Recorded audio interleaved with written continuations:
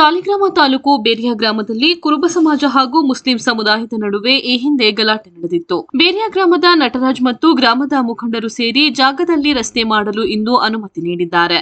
ಬೇರಿಯಾ ಗ್ರಾಮದ ಮುಖಂಡರಾದ ಕುಮಾರಸ್ವಾಮಿ ನಾಡಗೌಡರು ಮಾತನಾಡಿ, ಈ ಹಿಂದೆ ಗಲಾಟೆ ನಡೆದಿತ್ತು. ಆದರೆ ಹಿಂದೂ ಮುಸಲ್ಮಾನರು ಅನ್ಯೋನ್ಯವಾಗಿ ಬಾಳಬೇಕೆಂದು ಮನವಿ ಮಾಡಿದರು. ಮುಸ್ಲಿಂ ಸಮುದಾಯದ ಮುಖಂಡರಾದ ಸಾದಿಕ್ ಖಾನ್ ರವರು ಮಾತನಾಡಿ, ನಾವು ನಟರಾಜ್ ಸ್ನೇಹಿತರಾಗಿದ್ದೇವೆ. ಹಿಂದೆ ಆದ ಘಟನೆಯನ್ನು ಮರೆತು ಮುಂದೆ ನಾವು ಅನ್ಯೋನ್ಯವಾಗಿರುತ್ತೇವೆಂದು ಹೇಳಿದರು. ಈ ವೇಳೆ ನಾಯಕ ಸಮಾಜದ ಚಿಕ್ಕ ಯಜಮಾನರಾದ ಉದ್ದೇಶ್ ನಾಯಕ್, ಮುಸ್ಲಿಂ ಸಮುದಾಯದ ಮುಖಂಡರಾದ ಗೌಸ್ ಖಾನ್, ರಿಯಾಜ್, ಮುದಕೀರ್ ಖಾನ್, ಖಲೀಫತ್ ಖಾನ್ ಸೇರಿದಂತೆ ಗ್ರಾಮದ ಎಲ್ಲ ಮುಖಂಡರು ಉಪಸ್ಥಿತರಿದ್ದರು. ಮೈಸೂರು ಜಿಲ್ಲೆ ಸಾಲಿಗ್ರಾಮ ತಾಲೂಕು ಬೇರಿಯಾ ಗ್ರಾಮ. ಇಲ್ಲಿ BS ಕುಮಾರಸ್ವಾಮಿ ನಾಡಗೌಡರು. ಇಲ್ಲಿ ಮುಸ್ಲಿಂ ಸಮುದಾಯದ ಮಸೀದಿ ಪಕ್ಕದಲ್ಲಿ ಒಂದು ದಾರಿ ಮಾಡೋದಿತ್ತು. ಅದಕ್ಕೆ ಕುರುಬ ಸಮಾಜದವ್ರಿಗೂ ಮುಸ್ಲಿಂ ಸಮಾಜದವರು ಘರ್ಷಣೆ ಮಾಡ್ಕೊಂಡು ದೊಡ್ಡ ಗಲಾಟೆ ಮಾಡ್ಕೊಳಕ್ಕೆ ಹೋಗಿದ್ವು. ಅದರಿಂದ ಗ್ರಾಮಸ್ಥರೆಲ್ಲ ಸೇರಿ ಇದೆಲ್ಲ ಆಗಬಾರ್ದು, ಊರಿನಲ್ಲಿ ಅಣ್ಣ ತಮ್ಮಂದಿರಂಗೆ ಬಾಳಬೇಕು ಅಂತ ಹೇಳಿ ರಾಜ್ಯ ಸಂಧಾನ ಮಾಡಿ ದಾರಿ ಮಾಡ್ಕೊಳ್ಳೋಕ್ಕೆ ವ್ಯವಸ್ಥೆ ಮಾಡಿಕೊಟ್ಟಿದ್ದೀವಿ. ಇನ್ನು ಮುಂದೆ ಮುಸ್ಲಿಂ ಸಮುದಾಯವೇ ಆಗಲಿ, ಇತರೆ ಸಮುದಾಯವೇ ಆಗಲಿ, ಬೇರೆ ಗ್ರಾಮದಲ್ಲಿ ಒಡ ಹುಟ್ಟಿದವರಂಗೆ ಅಣ್ಣ ತಮ್ಮಂದಿರಂಗೆ ಬಾಳಿ ಅಂತ ಹೇಳಿ ನಾನು ಮನವಿ ಮಾಡ್ಕೊತಾ ಇದ್ದೀನಿ. ಹೇಳ ಮೈಸೂರಿಗೆ ರೆಡಿಯಾ? ನಾನು ಸಾದಿಕ್ ಖಾನ್ ಅಂತ ಅಂದ್ಬಿಟ್ಟು ತಾಲೂಕು ಪಂಚಾಯತಿ ಮಾಜಿ ಮೆಂಬರು ಬೇರಿಯಾ ಗ್ರಾಮದವರು.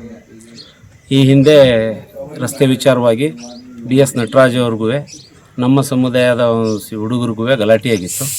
ಆ ಗಲಾಟಿನ ನಮ್ಮ ನಾಡಗೌಡರು ಕುಮಾರಸ್ವಾಮಿಯವರು ಬಂದು ಹಾಗೂ ಅನ್ವಯ ಕೋಮನ ಸಮಾಜದವರು ಸೇರಿ ರಾಜಿ ಸಂಧಾನ ಮಾಡಿ ರಸ್ತೆ ಮಾಡ್ಕೊಳ್ಳೋಕ್ಕೆ ಅವಕಾಶ ಮಾಡಿಕೊಟ್ಟಿದ್ದಾರೆ. ಅದ್ರ ಇದಾಗಿ ಅಕಸ್ಮಾತ್ ನಟರಾಜ್ ಅವ್ರಿಗೆ ಮನಸ್ಸಿಗೆ ಬೇಜಾರಾಗಿದ್ದರೆ ಅದನ್ನು ಅವ್ರ ಮನಸ್ಸಿಂದ ತೆಗೆದುಹಾಕಿ, ಮುಸ್ಲಿಂ ಸಮಾಜದ ಯುವಕರು ಅವರ ಮನಸ್ಸಲ್ಲಿರೋದನ್ನು ತೆಗೆದುಹಾಕಿ, ಹಿಂದೆಯಿಂದ ನಾವು ಯಾವ ಥರ ಅಣ್ಣ ತಮ್ಮದಿರಂಗೆ ಬಾಳ್ಮೆ ಮಾಡ್ಕೊಂಡು ಬರ್ತಿದ್ವೋ ಅದೇ ಥರ ಈ ಸಮಾಜಕ್ಕೆ ಈ ಎರಡು ಸಮಾಜದವರು ಅನ್ಯೋನ್ಯವಾಗಿ ನಡ್ಕೊಂಡು ಹೋಗ್ಬೇಕು ಅನ್ನೋದು ಒಂದು ಮಾತು.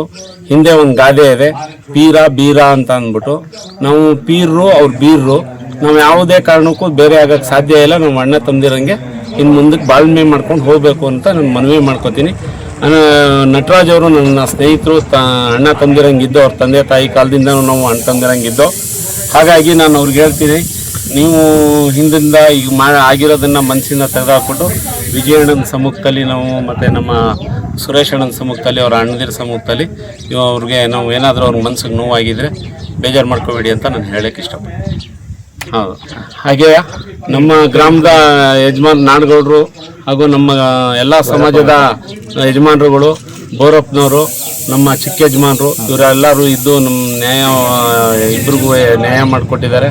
ಹಾಗಾಗಿ ಅವರು ನಾಡಗೌಡರ ಸಮ್ಮುಖದಲ್ಲಿ ಎಲ್ಲರಿಗೂ ಅಭಿನಂದನೆಯನ್ನು ಸಲ್ಲಿಸ್ತೀನಿ. ಅವರಿಗೆ ಧನ್ಯವಾದಗಳನ್ನ ಹೇಳ್ತೀನಿ.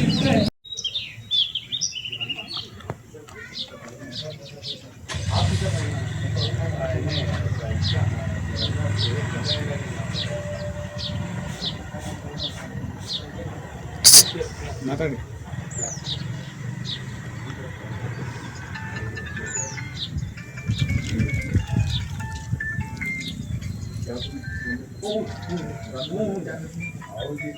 ಮಾತಾಡಿ ಸರ್, ಏನಾಯ್ತದ?